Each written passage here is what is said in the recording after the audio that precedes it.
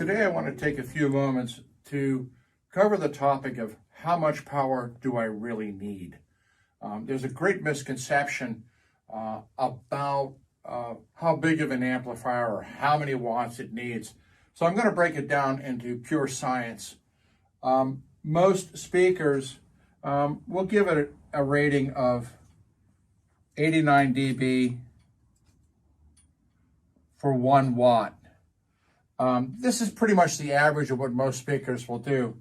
Now, behind this, you have to understand that this is measured at 3 feet.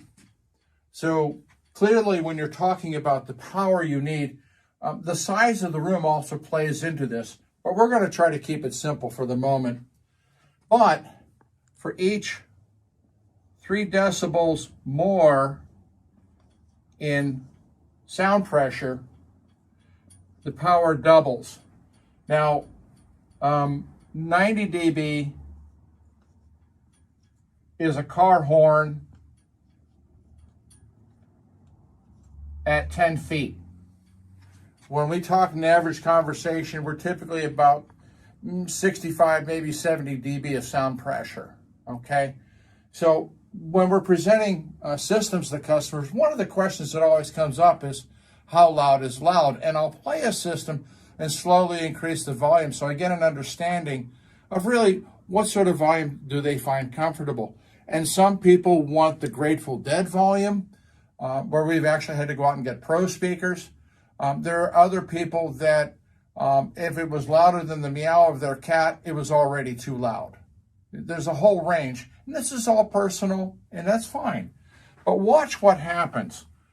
We now start increasing the volume for 98. We're now at 8, 101. We're now at 16, 104. We're at 32, 107 decibels.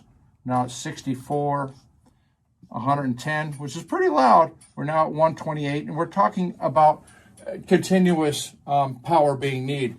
And of course, if you're really a bug crusher, let's go to 113, and now we're at 256. So what happens is while your sound pressure is going up in a linear fashion, your power consumption is going up logarithmically. Now, hearing is much like your eyesight. It operates the same way. So if you go from, let's say, a 25 watt bulb to a 60, wow, that's really a difference in brightness. But if you go from a 60 to a 75, it's a little brighter, and you go from 75 to 100, it's a little brighter. So our hearing and our sight reacts kind of the opposite of logarithmically, because it takes a lot more to really make it appreciably brighter. So it makes it a lot more to make it appreciably louder. Now, I'm going to stop for a minute, and I'm going to draw a couple other things. So now we're going to get into amplification itself, and I'm not going to get into the different classes of how they get there. What I want to talk about is the difference between power ratings between stereo amplifiers, audio amplifiers, and the home theater products. And one of the things that most people don't realize is that a long time ago, the Federal Trade Commission decided we needed to come up with a standard to level the playing field of how to rate things. So one of the things they did is they would connect an amplifier to an 8 ohm test load resistor. That was considered more or less the average or standard impedance of a typical dynamic reactive loudspeaker. Then the second thing they would do is that the manufacturer would have to specify how much total harmonic distortion they were willing to accept in this sort of power rating. So if you were willing to tolerate higher distortion, well, you could get a greater power rating. Other people, like Yamaha, went at it with such a different approach, particularly in the earliest series, that they could drive total harmonic distortion down to 0.0002% or something like that. The problem is they used a lot of negative feedback, which resulted in pretty much a muffled sound. Now, so we have an 8 ohm test load resistor, we have total harmonic distortion, then we have the power rating, how many watts per channel you're willing to give it, okay? And all of this would have to survive a 1 hour full output test. So if you specified these things, the distortion, the power, and the 1 hour, and it blew up, well, then it failed this test. Now, this was applied to all stereo amplifiers or stereo receivers. I'm going to get into it in a second as to why this doesn't even work. But more importantly, you have to understand that this applies to stereo products. It does not apply to home theater receivers. So the power ratings given to a lot of products for home theater don't even go through these rigors.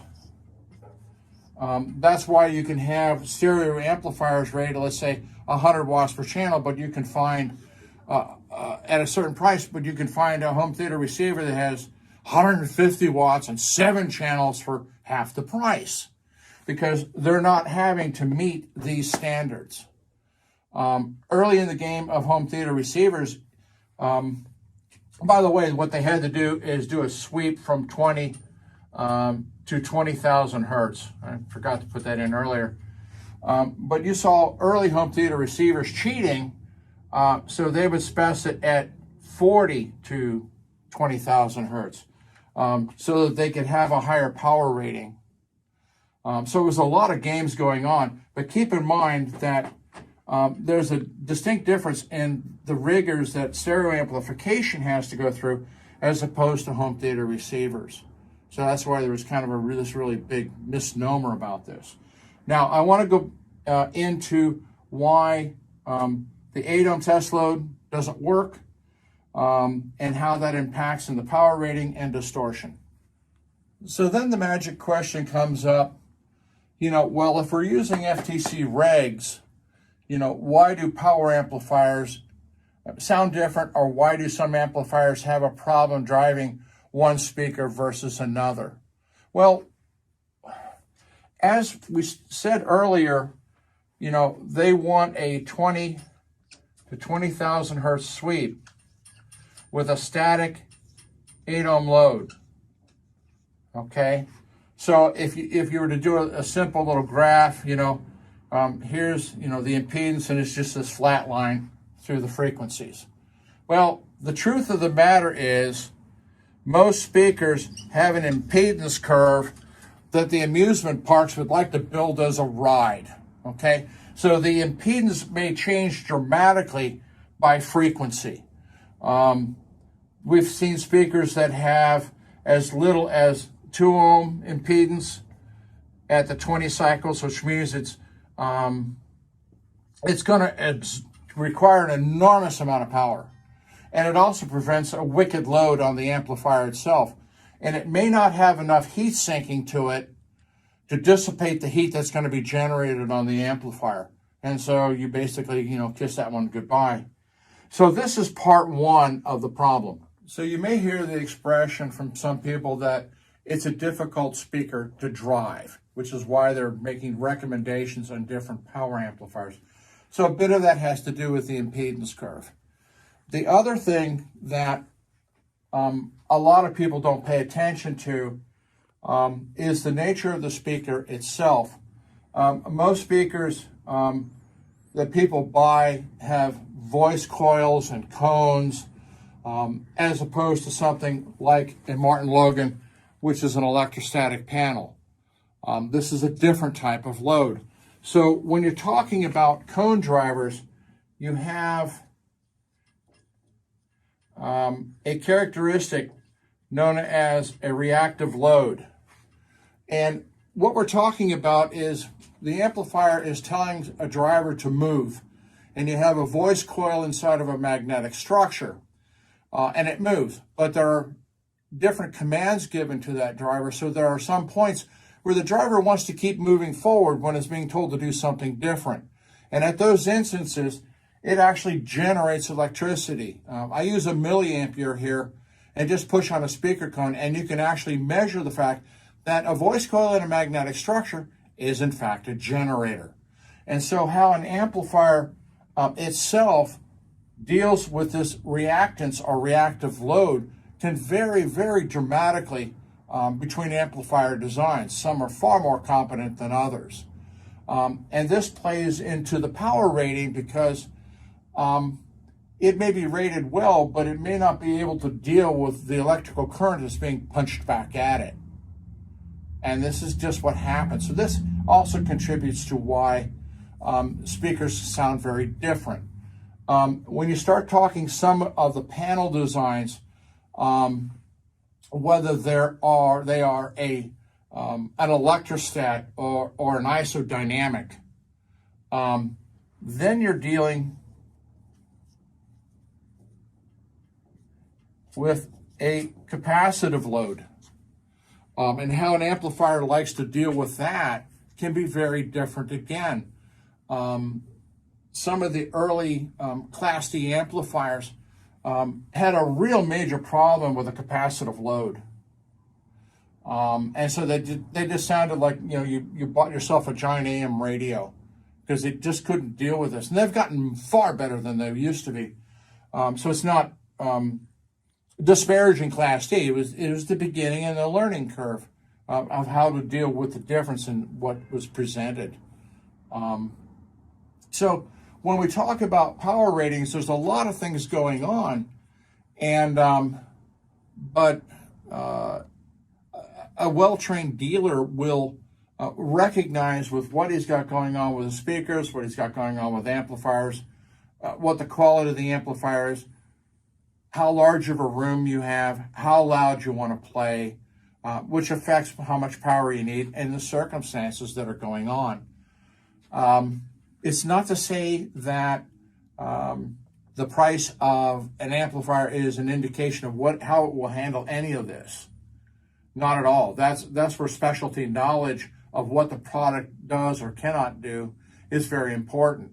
This is also one of the reasons that a lot of reviews of a given amplifier or a given product, home theater product, is very tenuous, because you don't know what's going on within the system, and they can come up with all sorts of imaginative descriptions, either praising or bemoaning the performance of a product when its setup or application is praiseworthy or completely inappropriate. I've seen reviews of fine products get absolutely burned because of what they've used in combination, and it ignores some of these factors that I'm talking about. So hopefully this little quick lesson to understand how much power do I need will provide you with some knowledge and some good questions. So when you're talking with somebody about your needs, they have a better picture, and these are questions you need to raise. I'm going to show one more thing, and we'll let it go.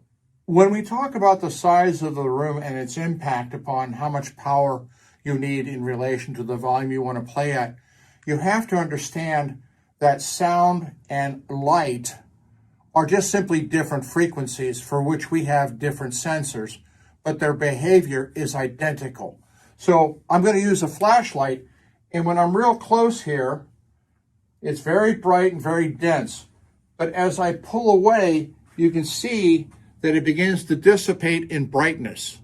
Sound does the exact same thing. So as you're talking a very large room, what can happen at 3 feet in the measurement? If you're talking a moderate room that's, let's say 15 by 20, that's one thing. But if you start talking 25 to 40 feet with vaulted ceilings, everything changes in terms of sound pressure.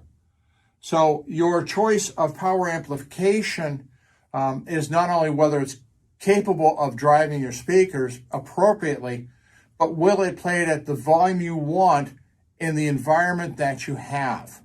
And these are all equations you have to watch out for.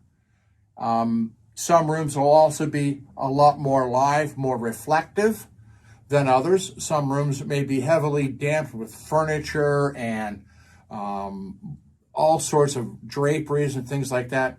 That plays into this factor as well.